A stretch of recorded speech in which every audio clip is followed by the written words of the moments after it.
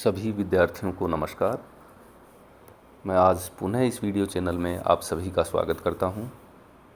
आज हम रामधारी सिंह दिनकर के प्रसिद्ध निबंध भारत एक है विषय पर चर्चा करेंगे। रामधारी सिंह दिनकर के विषय में आप सभी जानते हैं कि दिनकर जी राष्ट्रीय चेतना के एक सच्चे प्रतिनिधि कवि के रूप में जाने जाते हैं। वे ओज तथा तेज के कवि के रूप में विख्यात हैं। उनके काव्य में जहाँ भारत के गौरव का गायन है, वहीं शांति, बंधुत्व, मनुष्यता तथा युद्ध विरोध का संदेश भी हमें देखने को मिलता है। वे जितने बड़े कवि थे उतने ही बड़े गद्यकार भी थे। उन्होंने अनेक संस्मरण, निबंध और पुस्तकें लिखी हैं। जहाँ तक हम संस्मरणों की बात करते हैं तो उन्होंने संस्मरण और श्रद्धांजलियाँ शीर्षक से एक पुस्तक लिखी है, जिसमें उन्होंने समकालीन कवियों, लेखकों, राजनेताओं और महापुरुषों से संबंधित सुंदर संस्मरण इसमें देखने को मिलते हैं। इसी प्रकार उनकी एक प्रसिद्ध रचना है संस्कृति के 4 अध्याय। और संस्कृति के 4 अध्याय रामधारी सिंह दिनकर की एक प्रसिद्ध रचना है। इस ग्रंथ में उन्होंने भारतीय संस्कृति की मौलिक व्याख्या की है और उसके आधारभूत तत्वों का विवेचन किया है। संस्कृति के 4 अध्याय जो पुस्तक है, उसी में से भारत एक है शीर्षक निबंध लिया गया है और इस निबंध में उनकी राष्ट्रीय भावना को प्रखर अभिव्यक्ति मिली है। इस निबंध में उन्होंने ऐतिहासिक, भौगोलिक एवं सांस्कृतिक दृष्टि से भारत की एकता के सूत्रों को पड़ताल की है और इन सूत्रों की पड़ताल करते हुए उन्होंने ये प्रमाणित किया है कि विविधता में एकता भारत की बहुत बड़ी शक्ति रही है।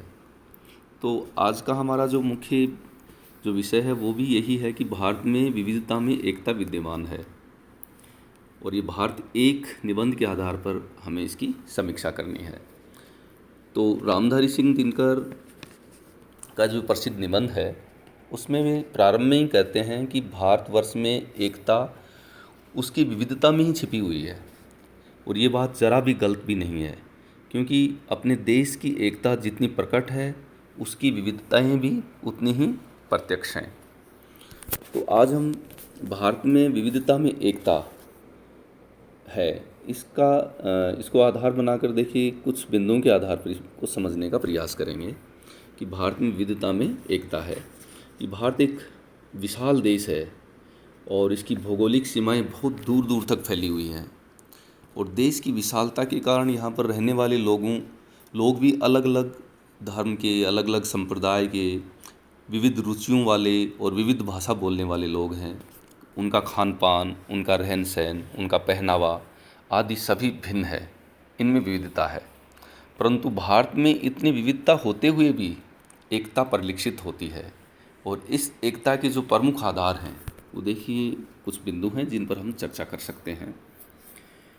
सर्वप्रथम भारतीय साहित्य एवं दर्शन में समानता कि भाई भारत में विविधता है उसके बावजूद भी उसमें एकता कैसे है। तो प्रथम बिंदु है भारतीय साहित्य एवं दर्शन में समानता। रामधारी सिंह दिनकर जी ने ये स्पष्ट किया है कि भारत में अनेक भाषाएं बोली जाती हैं और वो 14 भाषाओं का उल्लेख भी करते हैं कि सरकार द्वारा जो स्वीकृत हैं, हालांकि वो अब 22 तक हो गई हैं। और इन भाषाओं के आधार पर वो बताते हैं कि विविधता है, लेकिन वो ये भी बताते हैं कि भिन्न भिन्न भाषाओं के भीतर बहने वाली जो हमारी भावधारा है, जो विचारधारा है, वो एक है तथा हम प्राय एक ही तरह के विचारों तथा कथा वस्तुओं को लेकर अपनी अपनी बोली में साहित्य रचना करते हैं।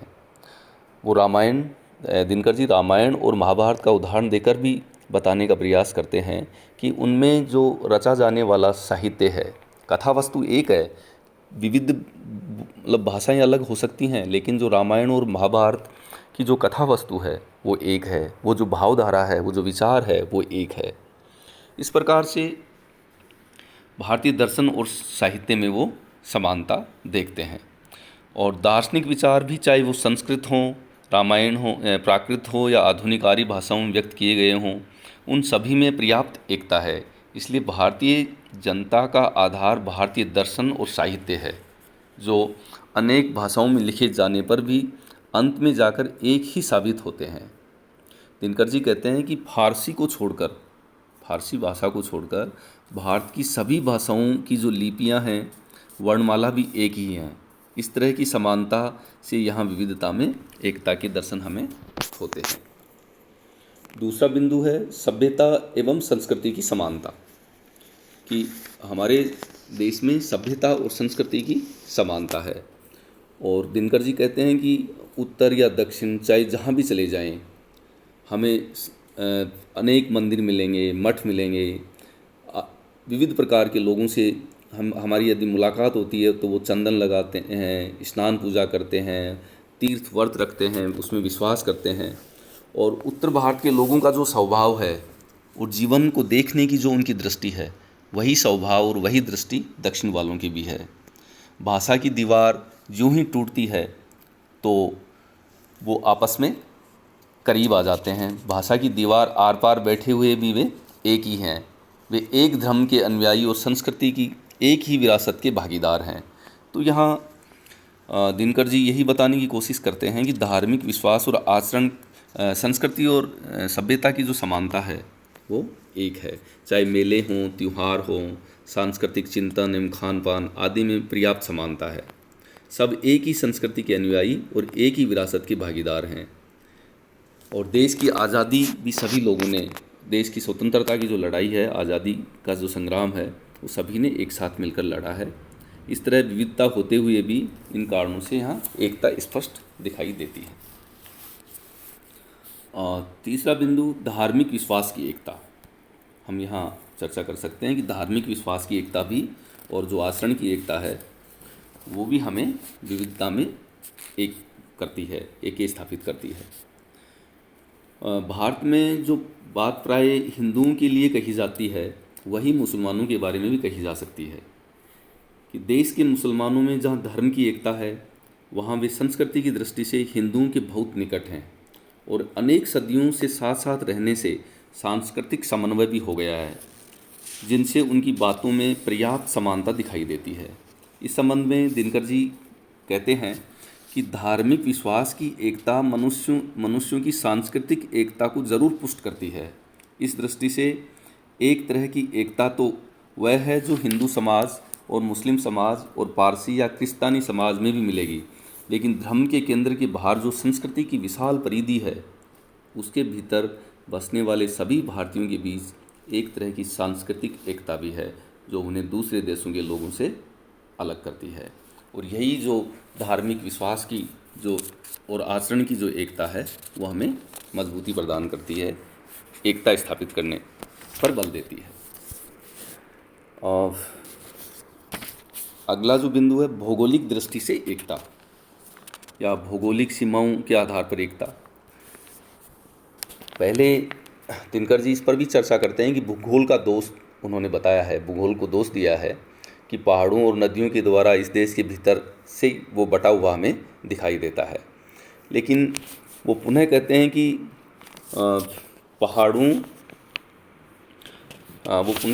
कि पहाड़ों और समुद्रों से घिरे हुए इस विशाल देश में जो मौलिक एकता का भाव है, वह हमारी भूगोल की ही देन है।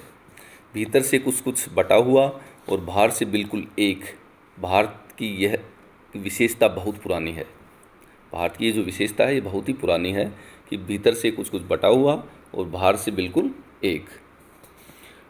ये ठीक है कि प्रांतीयता के जोश में आकर कोई कोई क्षेत्र राष्ट्र की एकता को से अलग होकर अपना स्वतंत्र अस्तित्व कायम करने के लिए जब तक कोशिश करते रहे हैं। ये भी उन्होंने जिक्र किया है कि जब कोशिश करते रहे हैं, लेकिन इसके बावजूद भी भारतीय इतिहास की सबसे बड़ी एकता यही है कि इस देश में राष्ट्रीयता और प्रांतीयता के बीच बराबर संघर्ष चलता रहा है। कभी बलवान राजा के अंदर देश को एक हो गया, बलवान राजा के नेतृत्व में देश एक हो गया, तो कभी कभी प्रांतीयता ने भी छेद करने की या अलग होने की कोशिश की है। तो यहाँ भौगोलिक सीमाओं या भौगोलिक दृष्टि से भी भारत में विविधता में एकता यहाँ दिनकर जी ने दिखाने का प्रयास किया है। अंतिम हम बात कर सकते हैं विशिष्ट पहचान के आधार पर एकता की।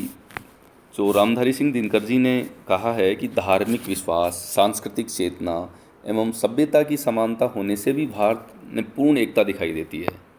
इस संबंध में वे कहते हैं कि प्रत्येक देश की एक निजी सांस्कृतिक विशेषता होती है और देश के प्रत्येक निवासी की चाल ढाल, बातचीत, रहन सहन, खान पान, तौर तरीके और आदतों से वो टपकती है। चीन से आने वाला आदमी विलायत से आने वालों के बीच नहीं छिप सकता, और यद्यपि अफ्रीका के लोग भी काले होते हैं मगर वे भारतवासियों के बीच में नहीं खप सकते। इसी तरह भारतीय हिंदू ही नहीं बल्कि हिंदुस्तानी, क्रिस्तानी, पारसी, मुसलमान भी भारत से बाहर जाने पर आसानी से पहचान लिए जाते हैं कि वे हिंदुस्तानी हैं।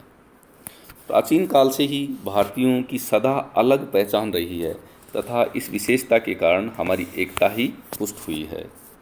समान तरह की आदतों, परंपराओं और विशिष्ट पहचानों के कारण ही यहाँ विविधता होते हुए भी सदा एकता के दर्शन हमें यहाँ देखने को मिलते हैं। तो स्पष्ट तौर से कहा जा सकता है कि हमारे देश में विविधता होते हुए भी पूर्णतया एकता विद्यमान है। ये एकता विभिन्न आधारों अथवा समानताओं से हमें परिपुष्ट होती हुई दिखाई देती है।